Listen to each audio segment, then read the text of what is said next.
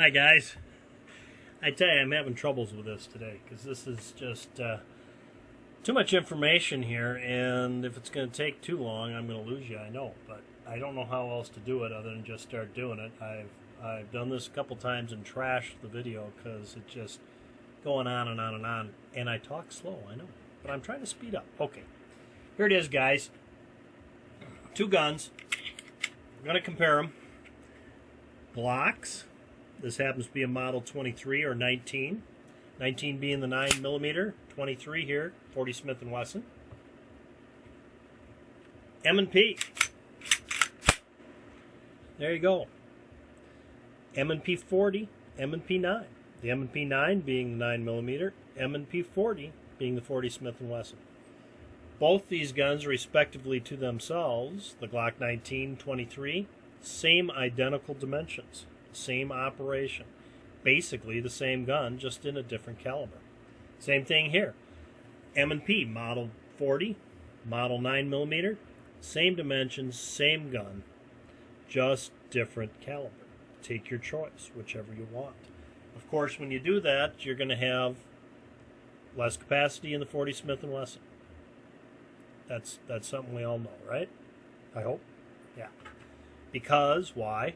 40 Smith & Wesson's a bigger bullet. Bigger bullets take up more space. That's why bigger bullets do a better job when they hit somebody versus a smaller bullet. It takes up more space. And that's all I'm going to say about that, because nothing wrong with carrying a 9mm, nothing wrong with carrying a 40 Smith & Wesson, nothing wrong with carrying a 45 ACP. You make your choices. And the most important thing is what? Shot placement. Shot placement. Okay, get that over with. What I'm going to do here real quick is compare these two guns. Now, they're not identical in size. The 19 is slightly smaller than the M&P 9. But if you go down to the compact size in the M&P 9, then you're slightly smaller than the Model 19. And Model 19 rules because that's the gun everyone likes, right? And I say that because a lot of people are buying Model 19s. It's probably the gun in 9mm. More Model 19s and 9mm are sold than any other gun. Glock 19 is the best-selling 9mm handgun in the world. That says me. Says me. I don't know. Nobody will tell me their sales at Glock, and I'm not going to compare them with everybody else's, but I think we can pretty much assume that the Model 19 in 9mm is currently the best-selling handgun in the world, or certainly has been for the last decade. Let's say the last decade. That way there should be no question, right? So I say we take the 19 and we compare it to Smith & Wesson M&P 9. This is like a 1/4 inch longer on the grip frame, 1/4 inch longer on the slide and barrel, and that's it. It's, maybe even under a 1/4 inch on the grip frame. And the shape of the trigger guard here on this gives me almost an absolute identical hold on the gun as the Glock 19. It's got this little bit of lip coming out at the bottom, which is probably the increase, that little bit. But when I put my hand on there, it's pretty much, I got just a little more space maybe than I do when I put my hands on a Glock 19. So it's pretty comparable. Can we agree on that? It's pretty comparable. The M&P is a little bit bigger, but it's pretty comparable. And basically the operation of all Glocks, from the 43 all the way to the 19, is they're all basically, although dimensions have changed, the guns basically operate and are constructed the same, and the same with the M&P. They're all basically operate and construct the same, although they have a few options in them that the Glock does not. So there are variants on these guns, and they have a lot more variants in the slide length, barrel length on the guns, because they have a lot of competition models, they have pro models, they've got 5-inch barrels, 6-inch barrels, and on and on. But we're going to just concentrate on these two exact guns. You want to learn more about Smith & Wesson's? Go to their website, look at the M&Ps on there, and you can spend like an hour and a half looking at every one that they've got shown up there and checking the specs. And it will. It'll take you like an hour and a half. It'll blow your mind how many they've got on their website. So, Smith & Wesson, of course, is a great old American company, but it's also been owned by British and at one point was considered a sellout before the new owners took it over. They settled on a lawsuit with the government to put those stupid little keyholes in the side of their revolvers, and they ruined all their revolvers when they did it. They never should have, and that was back, if I'm correct, but I could be wrong. That was back in the prior ownership the ownership was English, I believe. And I believe, but I don't. What do I know? I think so. That's how I recall it, but that was a good decade ago, so it's hard for me to... I have a hard time remembering where I parked my car last night. So, At any rate, let's get back onto this. M&P40, or M&P now. Let's talk about the features on the M&P9. You've got a magazine release that's ambidextrous, can be reversed if you're left-handed. You've got a slide release, ambidextrous, both sides. So if you're left-handed, you're good to go with this gun. And that's an advantage over the Glock on the slide release, and it's an advantage over the Glock on my third generation on the magazine release. Fourth generation Glocks, that's another thing. We'll talk about that when we get to the Glock. You've got the interchangeable back strap. This here is the medium size. It comes with a larger swell on the large size and a smaller swell here on the small size. And you pull this little key out from here, which is the tool to takedown tool. You pull the takedown tool out, and you can pop these out and put in there the other sizes. And they come with the 3 sizes when you buy them. The M&P, you've got 3 slots, like a miniature Picatinny rail up here, instead of just 1 rail slot like you do on a Glock.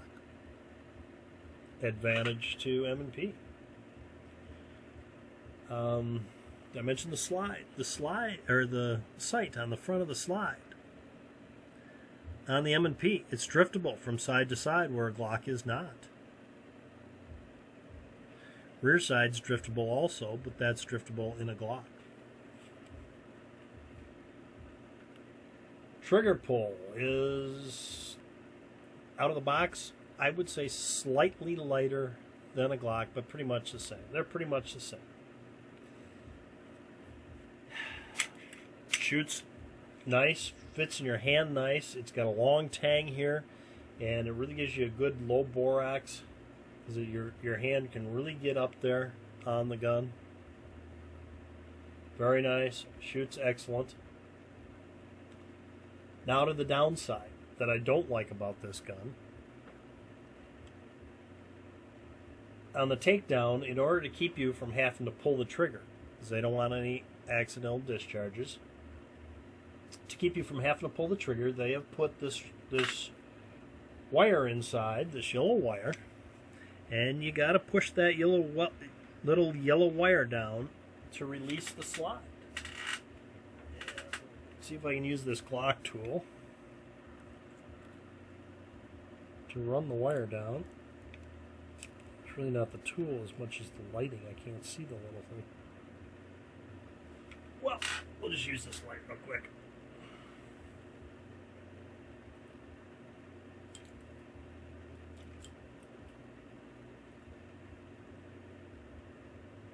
Not a big deal.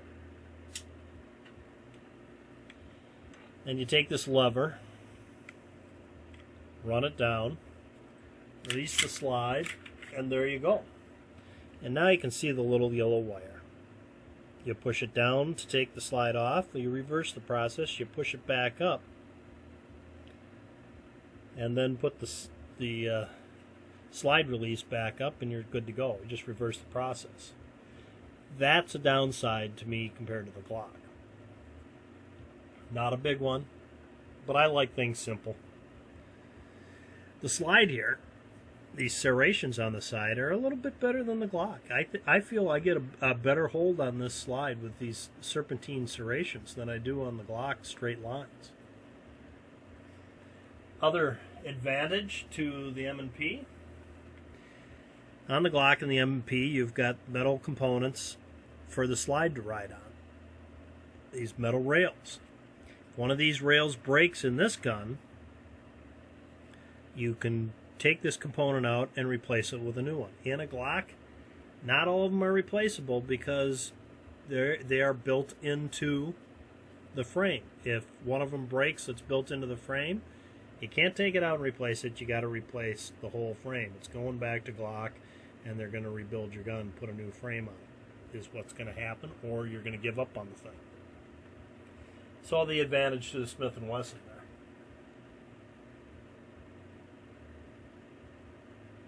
Another advantage of the Smith & Wesson is you can get a safety if you like. Glocks don't come with safeties. Smith & Wesson gives you the option. You can have a safety. This safety operates just like a 1911. Push it up and the safety's on. Down with a thumb, safety's off. So if you've trained in a 1911s and want a safety just like that, so you've got the same motive operandi for all your carry guns. If you're going to carry this and maybe carry a 1911 also, and you want them operating the same way, so your battery arms are the same, you can have that with this. Where the Glock, no safety at all. Usually that's not an issue, but because your thumb will just run down the slide and there won't be there, but then maybe that would be an issue. You might freeze up, I don't know. But that's nice, because if you want a safety here on the M&P, you do have the option of a safety, or you have the option not to get the safety.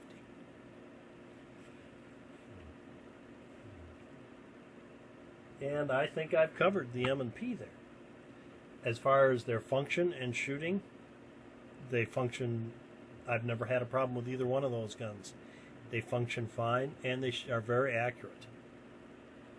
And with that front sight being able to be adjusted, not that you really need any more than the rear sight, but it gives you a little more function. Downside to the sights on this gun, however, these are the factory sights, the base factory sight. If you want the factory night sight, you got one of these guns and want to get the night sights, it costs $175. Which is considerably more than going to the upgrade on the Glock. The Glocks run less than $100 to buy the factory sights and put them on yourself. And what that has done, I noticed when I was looking at Brownells today, is these sights in night sights for this gun tend to be, shall we say, a little more expensive, the aftermarket sights. Where the Glock aftermarket sights tend to be a little less expensive than these aftermarket sights, and I think the reason is because the factory sights are so expensive here compared to the Glock. So your Glock night sights, if you want to put night sights on, are considerably cheaper than the M&P, so advantage to Glock there. Of course, also an advantage to Glock is Glock's been around with those guns a lot longer, and everybody has parts for them. A lot easier. Not that this is a problem getting parts for a Smith & Wesson.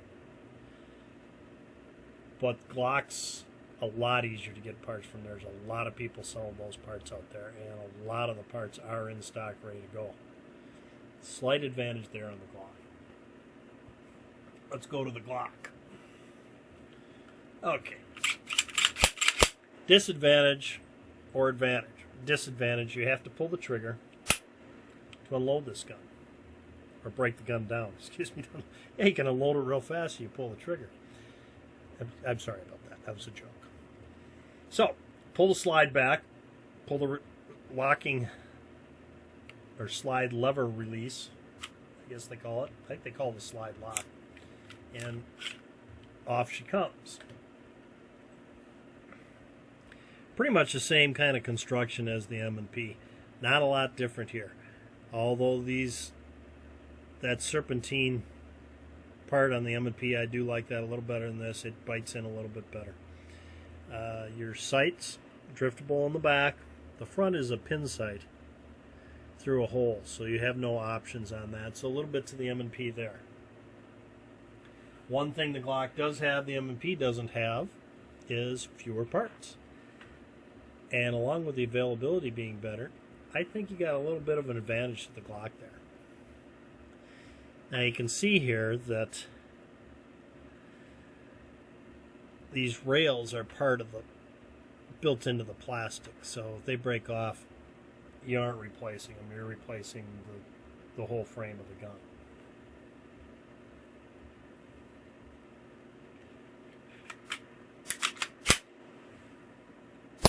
Once again, first the process a lot faster because you're not dinking around with that little thing in there. But you do have to pull the trigger, which means you better make sure you don't have ammunition in there or ammunition around, which you should pretty much know. But I'll repeat it. Safety first. This, again, shoots absolutely excellently. You can run all sorts of ammunition through this. I think Glock's got a slight advantage to the M&P because I think you start running crap through the M&P, you're going to start having problems. You run cheap crap ammo through this gun, it's going to chew it up and spit it out. But you know, why are you buying cheap crap ammo? I mean, if you're going to depend your life on this gun, why do you want to beat the gun up by buying garbage? Buy good ammo, guys. So there you go. That is my comparison for you. We'll put this back together. And you'll see you'll have this little wire in there. And you got to bring that little wire. See a little wire? You got to bring it back up, which you can just reach in with your finger at this point. Seat it back up. Lock that in and you're good to go. See, so it's not that big of a deal. And if you're worried about having to pull the trigger before you take it down, it's probably a positive to you, not a negative. So this gun really does fit well. You know, if you pick up a 19 and it doesn't fit well in your hand, I can guarantee you, if you're looking at these two, this is the gun you're going to pick. That being said, the 19 with the 3 finger grooves just fits my hand perfect. The other one feels better to me, but this fits my hand perfect, and I shoot this gun excellently. So you got tough decisions to make out there picking between the two. Of course, there's other guns out there to choose from too. I just give you these two because they're quite similar, and I like them both. You know, the XD, Springfield XD models, the thing hangs me up on those is the safety on the back. I think by the time you're putting that safety on the back of the gun, you might as well put a safety on the side. And what bothers me about that is, as remote as the possibility is, there is a possibility you get shot and injured, and you can't keep the pressure on the back of that grip and properly discharge the weapon. You can't pull the trigger, in other words. If you're injured and say you have to use your weak hand and you just aren't practiced well, or you're injured in such a way that you can't grip it that well to push that safety in. And that same argument's been used for 1911s over the years, and some people actually tie those things down, which is not a good idea. But that's the only reason I have not looked at Springfields or brought them into my world. That's a turn off for me, because just from a standpoint, when I grab it, that just doesn't feel good in my hand, so I'm on to something else. But there is that issue there. What happens if you're injured and you can't grip the gun fully and you just can't make it work? So you just lie there while they keep shooting you. Remote, very remote, that would ever happen. Just one of those, you know, Martians could come down tomorrow and pick me up and take me back to their world. Be sorry they did it. That could happen too, but it's pretty remote. Anyway, I think I got everything. That's about all I can say. Two great guns, both of them are. You can't go wrong in either one of them, honest. They're both great guns. It's a hard choice. And I think you'll see that I've been seeing some of these M&Ps with some pretty good deals out there right now. And I think you're going to see that in the next 6 months, that there's going to be some really good deals on good firearms out there. But the M&Ps, I saw a couple specials on ones in the last couple of weeks that make it hard to buy a Glock because they were such good deals. So, but something to look at. Two different guns, operate similarly, yet are quite a bit different. I hope I help somewhat in showing you some of the differences. I am not an expert. I'm just throwing it out there for your thought, and you can go out and look at them yourself. And of course, go to Smith & Wesson's website and Glock. You'll learn more than I've imparted to you here. So that's it, guys. If you like my channel, I wish you'd subscribe. Thanks for watching this video, and go out there and be safe, guys.